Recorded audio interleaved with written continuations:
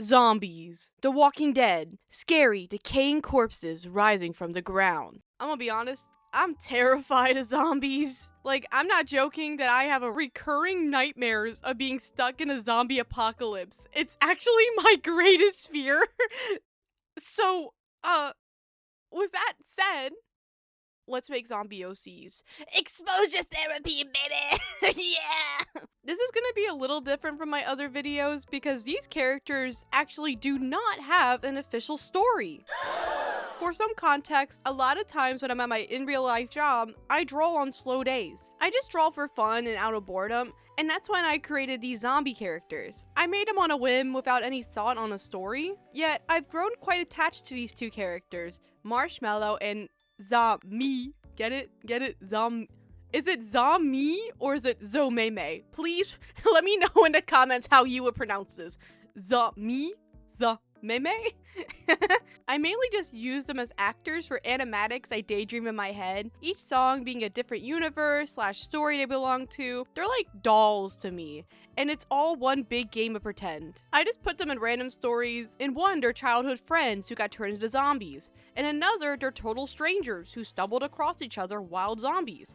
I even made them idols in one too. By the way, Marsh and Meme can be read either platonically or romantically. I'm still indecisive. All you need to know is that they are somewhat soulmates, sort of. I could never be satisfied with placing them in one story. So, my beautiful watchers, tonight I will be sharing my Barbies with you. This video will be mainly focused on their personalities rather than their particular story. I'll briefly explain these different universes I placed them in, but the main focus will be just on these two guys. At the end of the video, I want to hear from you guys, and together we can pick out which story we like the most, and heck, maybe even create a new story.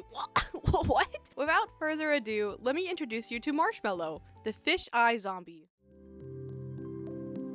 Known as the fish-eye zombie, this decaying corpse wanders the remains of an abandoned city, stumbling one checkpoint to the other. He has just barely gained consciousness. Marshmallow is based off Tai from Zombieland Sanga, and okay, this is gonna expose me, but he's based off Nagito Kamaeda, mainly from this one fan fiction I read back in high school where he was a zombie. Like,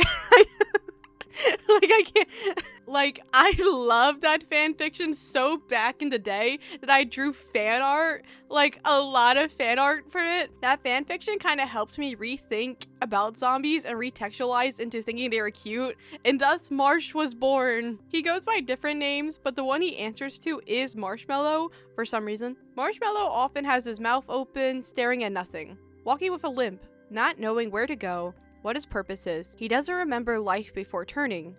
Everything is null. He is emotionless. When he first gained consciousness, he doesn't even realize it at first. Even now, after time has settled, Marshmallow is still in a daze, as if his mind is just fuzzy, and every time he tries to form a thought or recall a memory, it's just static. He doesn't talk, only making grunts and groans. His throat was badly injured during the outbreak. It's where he got bit. In every story I envision with Marshmallow, he always somehow stumbles across Meme, another zombie with consciousness. Meme guides Marsh around, often being the leader of their travels. The stylish zombie will teach him certain slang he doesn't understand, or change him out of his disgusting clothes, and just babble to keep the silence at bay. Meme is loud where Marshmallow is silent, bright where he is dull. He talks endlessly, filling abandoned streets with complaints, jokes, gossip, and dramatic whining that Marshmallow barely understands. I wrote in my script, slay queen, work. Yet Marshmallow follows him everywhere like a lost puppy. Insert joke about zombies following loud people or something, I don't know. At first, Meme thinks it's annoying and downright unsettling. This creepy, limping zombie staring at him with his mouth hanging open. Marsh has an uncanny habit of just appearing behind someone. Dude. Oh, hi, Jay. He can move very quietly, which gives Meme a heart attack, even though, like, it doesn't beat anymore. But over time, the staring becomes familiar, and he gets used to it. Marshmallow begins relearning the world through Meme. I made a little bulletin. He learns what smiling means, why people decorate themselves, that orange is not his color, that it's rude to drool on people, why certain sights make Meme suddenly quiet. Meme treats him strangely gentle despite constantly calling him weird names and acting exasperated. He fixes Marshmallow's tangled hair, drapes oversized hoodies over him, wipes blood off his face without thinking about it. Marsh is like a big dog, sort of. He likes being doted on, surprisingly. Over time, Marshmallow instinctively seeks out Mei. The two remain at the hip, do not separate. Even when he cannot understand emotions, his body does. He follows Mei automatically. He's very tall. I'm thinking like 6 foot or something, but he slouches so he seems smaller. He's like a little noodle boy. He just stands there, menacingly.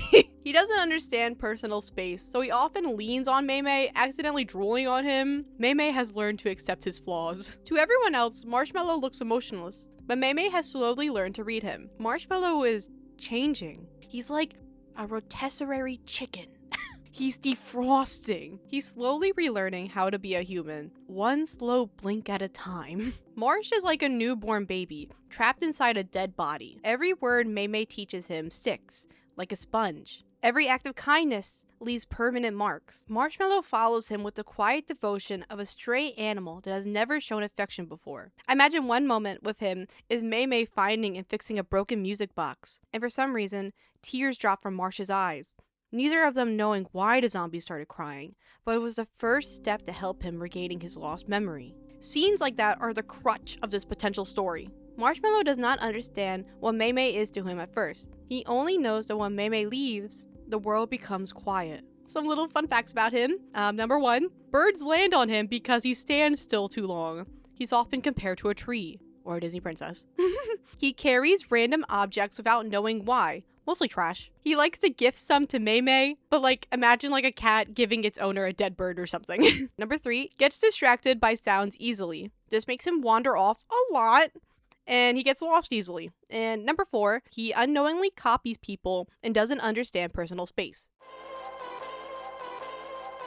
So, Zomemi is a personal favorite of mine. I liked Mei so much that I originally was going to make him his own solo story, where he falls in love and stuff, but I didn't want to commit to it. I didn't want a story with Mei without Marshmallow. It made me so sad. I'm serious, don't separate them. So I just made up a different character for that story concept. For some foreshadowing, it's called Robot X Zombie. I will be making a video about it one day. Mei is a fierce, fabulous, and unapologetically dramatic ghetto boy with a heart of, well, he's not sure it's still beating, but it's definitely there. He's bold, loud, and glittery, but also surprisingly caring and loyal to the people and pets he loves. He uses humor and glam to mask his lingering fear of being seen as a monster. He may be missing a few organs, but he never misses a trend. He turned into a zombie while walking with his dog, Boo Boo, whom is another traveling companion. Boo Boo is an ankle biter and a pork chop with legs.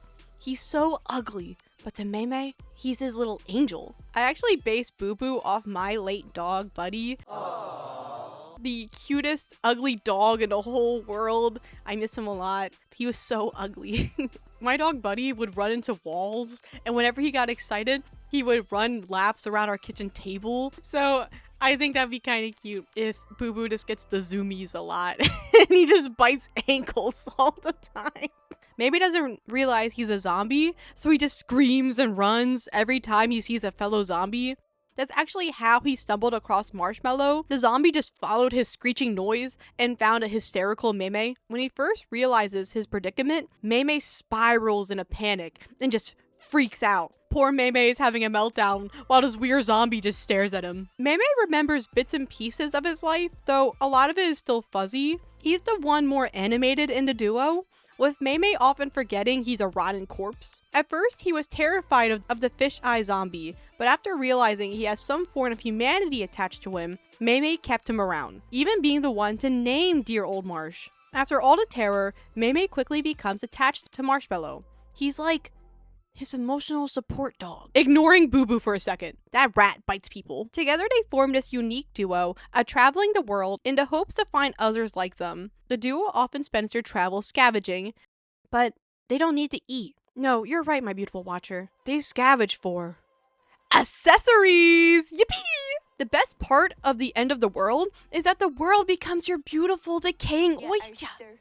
And Mei takes 100% advantage of that. He raids stores all the time, filling his bags, all types of clothes and shoes. Sometimes he wishes to just find an abandoned house and just settle in, but the fear of staying in one place too long gets to him, so the two often continue their search. Strangely, for a guy who loves fashion, He hates looking in mirrors. He often asks Marsh how he looks, and mainly just gets a blank stare and some groans. In fact, it's as if he's avoiding them. Mei still hasn't come to terms with his grim reality, and so he'd rather not face it.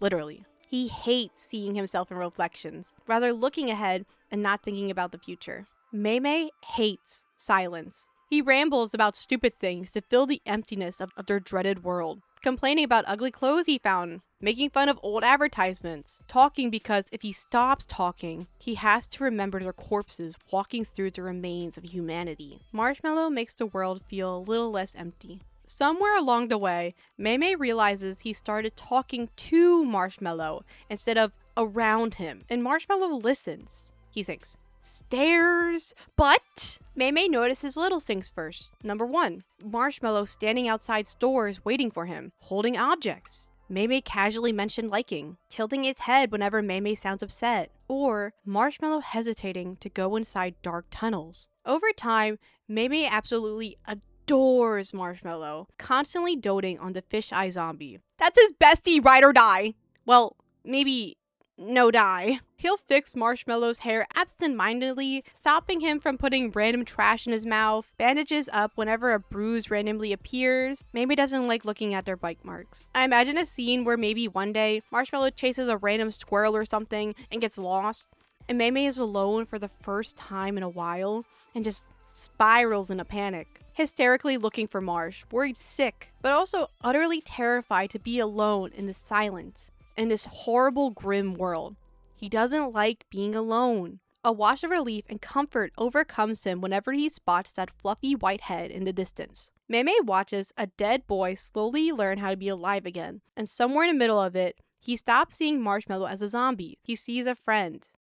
Making these guys really helped me calm down my anxiety over the horrors of zombies. Thank goodness zombies aren't real, alright? Oh my god! That's right, my beautiful watchers! I'm partnering with GSJJ, who reached out to me to test out their products. I'm actually a big keychain nerd. I have a big collection and even have a Christmas tree I hang all year round for my keychains. Don't judge me. So when GSJJ contacted me asking if to try out their market, I immediately jumped to it. Ironically, I've never made a keychain before, and I had no idea what to do. But don't worry, my friends. If this dead rodent can do it, so can you. GSJJ is a gift manufacturer that specializes in pins, patches, lanyards, enameled keychains, and custom keyrings, and so many more. GSJJ offers professional grade quality at factory direct value. This video features acrylic ones with UV printing, vibrant colors, and double-sided designs which are available. It was honestly really simple to make. Just go to their website, link in the description, find what product you want, insert an image, and you can even add little details like sparkles or even charms. There you will get your quota. After you submit their order, they'll show you a mock of your product, and after review, it will go into production. They even show a little final video before it ships, so that way there's no issues. I was so surprised how simple it was, and I was really excited to finally open. It came packaged tightly and securely. Ignore me struggling to open the box. I couldn't find scissors, and you can tell I never shot a box opening video before, but I was so happy. They were so cute. Oh my gosh. Yay! Oh my gosh.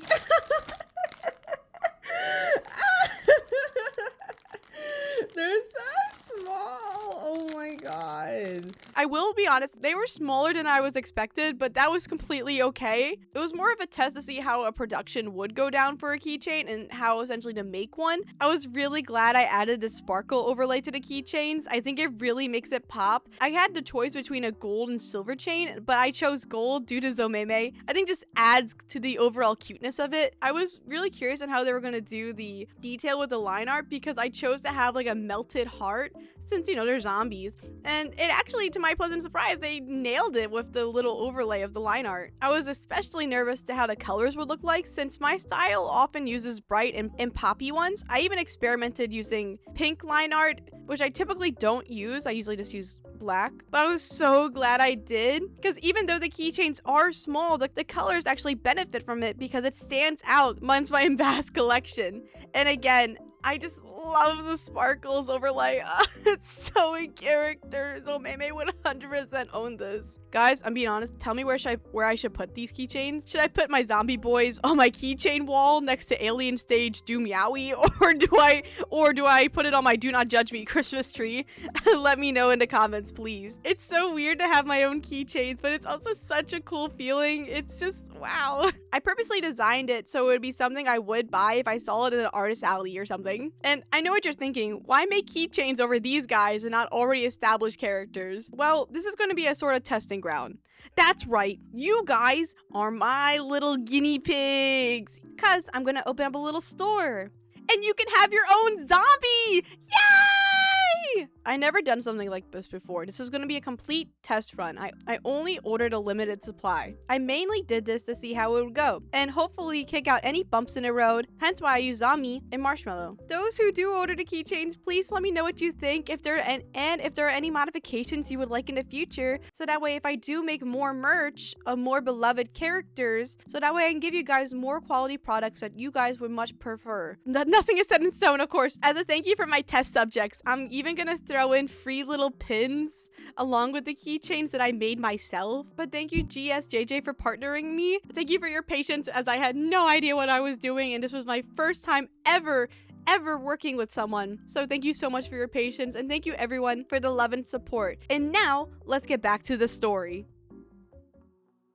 So I thought for this video, we can do things differently. I don't necessarily have a story planned out for them, so I thought, why don't you guys help me? That could be fun, right? Originally, I was gonna give you guys like 2 options, but then I just kind of scrapped the last option because, I don't know, it didn't really fit. I dabbled in different story concepts for these guys, and maybe we can do a thing where they're just different AUs. That way, we don't have to commit to just one idea. I think that could be really fun. I like making my stories available to the public, and them being a collaborative piece.